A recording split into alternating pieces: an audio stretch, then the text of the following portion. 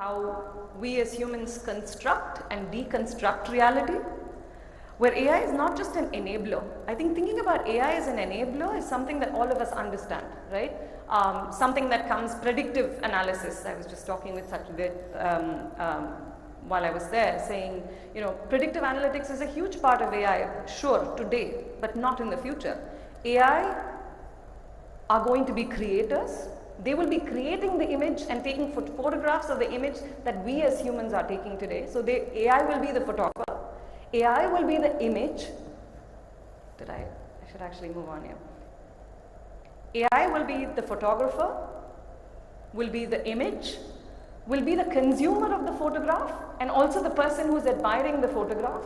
So we actually need to start thinking about AI as playing all the different roles that we're all playing today, and that is the reality that we're going to be living in, whether or not we like it. So all of a sudden, it's not just going to be a singular species. We can't just look at the image or what we believe is reality through the eyes of humans. We're actually pointing out that there's going to be an entire series of species that are coming up, interpreting reality in their own way, looking at images in their own way, and actually being the creators of a lot of that image. So here, let me move on. I'm going to give you a couple of more examples. Well, the question then for me becomes, so why then do we hold AI to an entirely different standard, right? But I'm going to go on to a couple of examples here, to just like we spoke about examples of our reality of the different concepts in the first 5 to 10 minutes. I'm going to talk about a couple of examples of the state of AI today and the reality that we live in today, right? Everything is about fake news today. Everybody is aware. Every day you're privy to articles that are written by AI, pictures that are taken by AI. How many of you have heard about the idea of deep fakes? Can you just put your hand up for those of you that are aware? Okay, so there may be a little bit of an explanation here where deep fakes are, take on a particular kind of technology called generative networks, right? So generative networks are a very particular kind of, or a field in AI where AI has the power to generate reality, right? So here's an example of, this is, we've got really bad resolution here up there, but you've got Trump and you've got Alec Baldwin, and you've got AI that's basically created an entire new human being, which is like, Donald Baldwin or whatever, right? Like right in the middle. Same thing with the top left, right? And you've got AI, like I mentioned, writing articles. For those of you how many of you have seen Altered Carbon on Netflix? Popular culture is an extremely important commentary on AI. So for those of you that want to understand AI, I would urge you to read science fiction and definitely watch a lot of these kind of entertainment coming out on which are largely commentaries on AI, right? This is the world we live in today. So I'm going to be presenting a little bit of our very personal work in the company here. How many of you can make out, maybe I should go into present mode here. How many of you can make out which ones are real over here? Broadly, can you tell if I had not pointed out that some of these were fake? Would you know? How many of you think yes, you would already know? Hands up. All of them are fake. Well, that's not true. There you go, right? So this is a huge portion of what we do in our company. We started realizing that, and retail is one of the many industries that we've been working in, but we started realizing that models are only used largely in the runway. A lot of the brands that work with models take the same images, they don't want to pay the models, they cut their heads off and then use them in all the apps that you look at, right? And you always see a size 0 model. When was the last time any of us saw a model on any kind of app that represented our skin tone, our body type, anything to do with us? So part of what we do is our AI generates different types of human models in different skin tones, in different body types, different races. We've got Asian models, different types of, basically covering people across the globe, right? Let's take another example. Okay, so I'm running out of time here, so I'm just going to kind of focus on, at the end of this, what will reality look like in an AI-filled world is really the question that I guess we come down to. And is it fair for us to judge them and the world they create and the image that they're a part of, but also the creators of, differently than we judge ourselves? And here are a couple of things I want to leave you with in terms of what this future world could look like. One, hundreds of thousands of versions of any given image are going to show up on the internet, and we need to get ready for it. But if you really think about it, is it any different from this? You have 10 people on a given channel shouting their own different types of truths to different audiences. You have the New York Times version of the truth, you have the Washington Post version of the truth, you have the Hindu version of the truth, the Sun TV version of the truth, right? So in a sense, it's not very different from where we are today. Two, we can't track necessarily or trace the source, the backer or the person behind the message. A huge portion of imagery is about the message we're trying to convey. And today, it is a bit easier to kind of decode who's behind that message and what the goal of that truth and reality is. That is for sure going to become harder as we have more and more AI living among us. Three, we can't always tell if the AI is doing it on its own will or if there's someone behind the AI. I can tell you for another 20 to 30 years, we'll still be the people manipulating. There'll always be a human behind most of the AI that you see, but that will not be the case soon. AI is watching us, learning from us, and at some level, we're soon going to start seeing worlds that are essentially mirroring the world that we already live in, and then it's going to accelerate, right? And the last part of this is that we can't accept that there are other species that we have to coexist with, who also get to play in creating these realities. And I think much of the uproar around all things fake, all things unreal, all things manipulated comes from fear more than it comes from understanding. But a huge portion of my work and my talks have been focused on saying fear is actually not the most healthy way for us to approach AI. It's not necessarily the most healthy emotion for us to approach AI with. And that at some level, we need to take responsibility for not just creating these agents, but for the worlds that they are creating that end up mirroring the realities that we have been creating for generations now. Thank you. The message, how powerful the medium was in actually spreading that message that you were conveying. And we were trained to believe what we saw, right? How often have we heard this from the time we were a child? Don't believe something. Don't believe it until you see it for yourself, right? And there was always an extraordinary amount of bias that was put on vision and sight as almost, if you see it, it's the truth, right? As opposed to this, don't believe everything you hear, right? So there was definitely a significant bias between like vision and versus audio from a medium perspective. And we have been trained to interpret reality as something we see, right? But there's so much that we don't see, which is a key part of truth, but we rarely hear about, right? Now, if everything we saw was the truth, then here is an example that I brought up about imagery being used to essentially manipulate different types of audiences towards believing that something exists, right? This is the image that Colin Powell used in his presentation to the UN to prove to the world that weapons of mass destruction exist, right? So the argument here is that humans have always manipulated reality, that image has always been used as a medium to convince someone that something is real or something is the truth. And people look at AI in extremely suspicious ways, as the other, as something that can create fake environments, as something that can create fake realities. But I think part of the argument that I make today is this has always been true. We've always had people manipulating imagery, reusing imagery. Let's take the example of images that show up on WhatsApp, right? People cynically call that WhatsApp universities. It's a prime place where people are taking images from different types of wars that have happened over the past and putting different kinds of filters to make them relevant to the here and now. So it's Photoshop land, right? Everybody is actively manipulating and editing different types of imagery to make it real and relevant to the here and now and passing it off as something that happened yesterday or passing it off as something that just happened in your neighborhood, right? So manipulation of reality through image an image itself as a manipulation of reality or a projection of a certain kind of truth has always been the case, has been the case forever, from time immemorial. Now, I also want to very briefly here move into a neuroscience version of this explanation as to why we as humans typically tend to pay attention to what we see as opposed to that we don't see. My co-founder is a neuroscientist and a neuromorphic engineer by background. I should have started off by saying I come from a social science, design research, and a technology design background.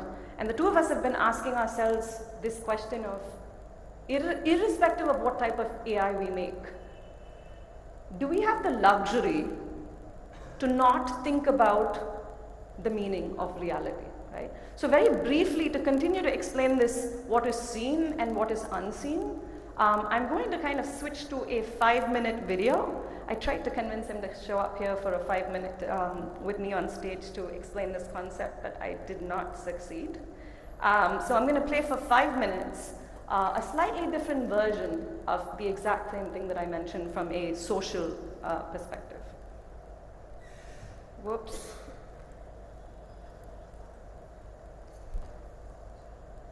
Do you need the audio? Oh, that was it. Okay, here we go. Sorry. But hopefully it will be of interest to you. Today's topic and what I'm going to talk about is a tiny little portion of what we focus in the company, and it's a particular interest to me, and I'll let you know exactly why. So let's start off with the basic question. One of the questions that bothers me as a person who tries to study the brain: what is reality? Okay. This is not a simple question to answer. Now, not a single one of you actually has the bandwidth, the sensor, the size of your sensor array, or the resolution of a sensor array that's capable of taking in everything that's happening right now. You might think you do, but you actually don't. The world that you perceive right now is a figment of your imagination. What you're seeing right now is consumed in tiny little slivers which don't actually make the whole. So as an exercise, if you just put out your thumb over here and you looked at your thumb, that region represented by your thumb is pretty much all you can see at high resolution. That's it. And if you look at that way, everything around it starts fading away with distance. You actually don't have the resolution to make out any objects. You don't have the resolution to make any sense of what's happening out there. So now if everybody, and which you are, if everybody is focusing on my face, that is the only part of reality that your sensors are actually paying attention to, at least your visual sensors. And auditory as well, because you're listening to me. But you know things. You're looking at my face, but you know who's sitting next to you. You know that there are a lot of people in this room. And as long as you don't cheat, and you're just looking at me right now, but think about what is around you. You have a perception of reality. You know how many people are here roughly. You know where you are in the world. You have a representation of all of the objects around you, the monitors, the screens, the mic, the clicker that I'm holding, your neighbors, what you had for lunch. In fact, what you haven't had for lunch is actually what's bothering you right now. Reality is bothering you right now, even though you don't have the capability to perceive it. And that's where your brain comes in. Your brain is actually generating this reality. It doesn't exist. Your brain is filling in the gaps right now for everything that you just have a fuzzy view of. If you continue with that experiment, if you're just looking right at me, everything around you is very fuzzy, but your brain is okay with that fuzzy. Your brain is a sum of your entire history and is representing everything around it based on its experiences as life. So your brain state right now is okay with a low resolution view of everything around you, and it is fine with only paying attention to what is of interest at that minute. So unless you're cheating or you have a reflex action, and all of you focused on what broke reality for you, which was something unexpected just happened. And in that instant, your brain marshaled all of its resources to follow that. You couldn't prevent yourself. Your attentional modulation kicked in and focused your eyes to see, to classify, to categorize, and then put it away, because it doesn't matter anymore. Yes? So that was in our everyday. The reason I played that particular video for you is that as we go through the motions of the everyday and building this company, and I do want to talk about it from a very personal perspective of two people from completely opposite ends of the spectrum coming together to build an AI company. He's been a neuroscientist all his life. He used to spend a lot of time with the US defense, building out silicon chips that emulate the brain. I come from the polar opposite background. I used to travel around the world studying people, cultural anthropology, and design research, trying to understand how people actually appropriate technology. How does it help them? How does it hurt them? How do they actually design their lives around technology? And it's been extremely important for the two of us since the time we started this company to kind of have both ends of that spectrum, to have both ends of that conversation as we kind of built this company and this startup and asked, what is the right way to build AI? What should we be teaching this machine? And while the entire world is up there in arms going, anything that's machine generated is fake, which I can tell you for sure, like, pisses me off more than anything else. But it's a really important conversation that helps us understand how do we help and enable AI to live in a world where all of us live, and how do we help and enable all of us to live in a completely AI-filled world, right? Which is why this conversation of reality is a really important one for us. So at MSD, we're Mastery 10. We are building digital brains. We're building AI. So I'm a bit of an odd one out here in the conference today. I must just start off by saying that I'm not a photographer by background. I have not necessarily spent a very long time studying the image. But I do run a computer vision startup, which is a company that essentially teaches machines how to see, right? And Pushpamala was convinced that it was an important part of the conversation here, just in terms of how we understand image and the role of image in a very futuristic world, for a lack of a better kind of reference at this point. So today I'm going to talk a lot about reality. Particularly because as founders working to create AI, it's extremely important for us to keep coming back to this conversation around what is reality? What is reality today? What is reality if it's a world where there's AI everywhere around us? What is the AI's reality? And what is our reality living in a society where we are almost like coexisting with AI around us? And I'm going to start off by just simply very easily, just easing us into, a couple of examples of how our reality has changed over time, right?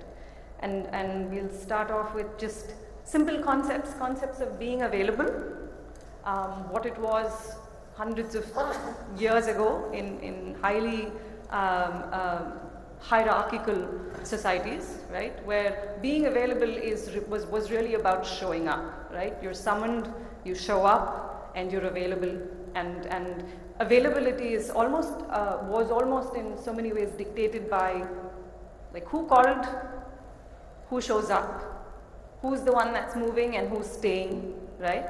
And a lot about power structures, right?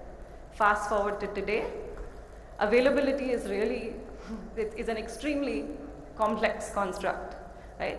You can be available on Instagram, on Facebook, on Twitter, on Pinterest to completely different audiences.